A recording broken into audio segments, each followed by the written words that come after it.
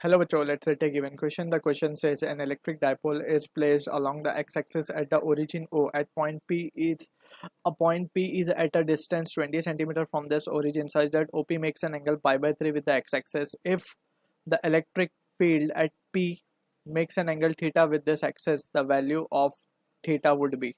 Option A given है pi by 3, option B given है pi by 3 plus tan inverse of root 3 by 2, option C given है 2 pi by 3, option D given है tan inverse of root 3 by 2.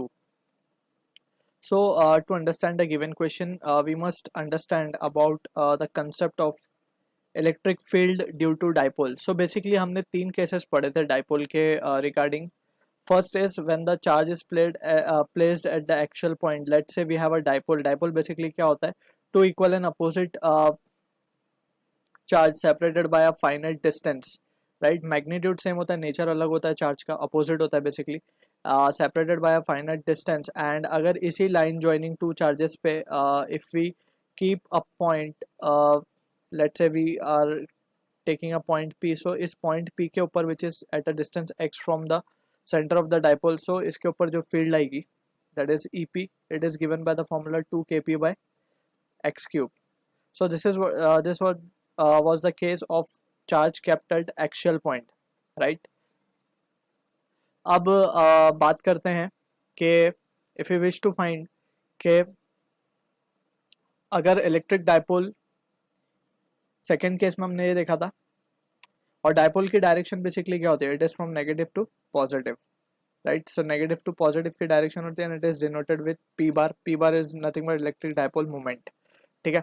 Second case में हमने ये देखा था कि दो डाइपोल है, डाइपोल से हमने परपेंडिकुलर बाइसेक्टर पे एक, राइट, सो इस चार्ज के ऊपर जो लगेगी फोर्स, यहाँ पे हमने क्यू चार्ज यहाँ रखा था, लेट्स से क्यू डैश मान लेते हैं हम इसे. यहाँ पे भी क्यू डैश हमने यहाँ रखा है. दिस क्यू डैश चार्ज जो हम यहाँ पे शो कर रहे हैं, it is just a test charge, right? It has no significant के वी नो के टेस्ट चार्ज अपनी खुद के इलेक्ट्रिक फील्ड प्रोड्यूस नहीं करता. So just for the convenience purpose हम यहाँ पे टेस्ट चार्ज को कंसिडर कर रहे हैं कि यहाँ पे कोई चार्ज रखा हुआ है. सो इन दैट दिस सिचुएशन यहाँ पे ये है हमारा प्लस क्यू एंड ये है हमारा माइनस क्यू, राइट? और ये है परपेंडिकुलर बाइसेक्टर पे. सो इन दिस सिचुएशन यहाँ पे जो पॉइंट पी ले लेते हैं हम इसे, इलेक्ट्रिक फील्ड आएगी it is k p by x cube, where x is the distance from the centre of the dipole, right? So ये सिचुएशन को हम कहते हैं, this is the actual point वाला case when the charge is kept at the axis joining the two charges. और यहाँ पे we can say it is the equatorial line वाला केस. ठीक है. सो यहाँ पे वी कैन सी के जो नेगेटिव चार्ज की वजह से जो इलेक्ट्रिक फील्ड आएगी, this is Q dash will be in this direction and positive की वजह से in this direction, so net electric field will be in this direction, E net, या फिर EP हम लिख देते हैं क्योंकि हमने EP लिखा है यहाँ पे. सो यहाँ पे हम देख सकते हैं कि जो इलेक्ट्रिक डाइपोल मोमेंट का डायरेक्शन है इट इज टुवर्ड्स लेफ्ट, लेकिन जो नेट इलेक्ट्रिक फील्ड आ रही है it is towards right. So in this case यहाँ पे जो इलेक्ट्रिक फील्ड का डायरेक्शन होता है वही डायरेक्शन में मैग्नेटिक मूवमेंट भी आता है. ये सारी बेसिक चीज़ें we need to understand for axial का केस. इक्वेटोरियल में it is opposite, right? And the third important case is, जिसका फॉर्मूला हमें याद रखना है, ये दो खुद ब खुद याद हो जाएंगे. So that is if we place, एक डाइपोल है हमारे पास प्लस क्यू माइनस क्यू, और यहाँ से कुछ एंगल थीटा पे हमने एक चार्ज रखा है. ठीक है ना? ये पॉइंट पी मान लेते हैं हम, यहाँ पे कोई चार्ज यहाँ रखा हुआ है. सो इस केस में जो इलेक्ट्रिक फील्ड आएगी एट दिस पॉइंट पे, it is given by K P X cube upon into under root of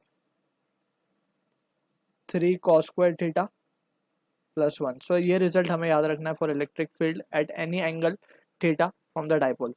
ठीक है. अब यहाँ पे बेसिकली ये जब हमने इसका डेरिवेशन किया होगा, so we have derived an expression कि हमने ये जो डाइपोल है बेसिकली यहाँ पे हम इसे नेगेटिव मान लेते हैं और इसे पॉजिटिव मान लेते हैं फॉर सेक ऑफ इजीनेस. सो यहाँ पे हम देख सकते हैं कि जो इलेक्ट्रिक पोल का इलेक्ट्रिक मूवमेंट का डायरेक्शन होगा it is from negative to positive, right? So हमने बेसिकली यहाँ पे किया ये था कि हमने इसे दो पार्ट में रिजॉल्व किया था. एक तो ये पार्ट था हमारा और एक अलोंग दिस था. So along this was P cos theta and along this it was P sine theta, right? ये हमारा इलेक्ट्रिक डायपोल मोमेंट का डायरेक्शन। सो दो डायपोल हमने एक साथ कंसिडर किए थे, एक अलोंग पी कॉस थीटा और एक अलोंग पी साइन थीटा। सो पी कॉस थीटा के लिए वी कैन से कि ये जो पॉइंट था ये एक्चुअल पॉइंट था। अगर हम इसे थोड़ा सा रिकंस्ट्रक्ट करें यहाँ पे, सो ये पॉइंट जो था एक्चुअल पॉइंट था, राइट। और इसके परपेंडिकुलर हम इसे यहाँ पे कहेंगे कि इट इज ई ए, और इसके perpendicular will be, we can say it has to be E perpendicular. जैसे हमने परपेंडिकुलर और एक्चुअल प्लेन लिया, तो यहाँ पे इसे परपेंडिकुलर माना, इसे एक्चुअल माना।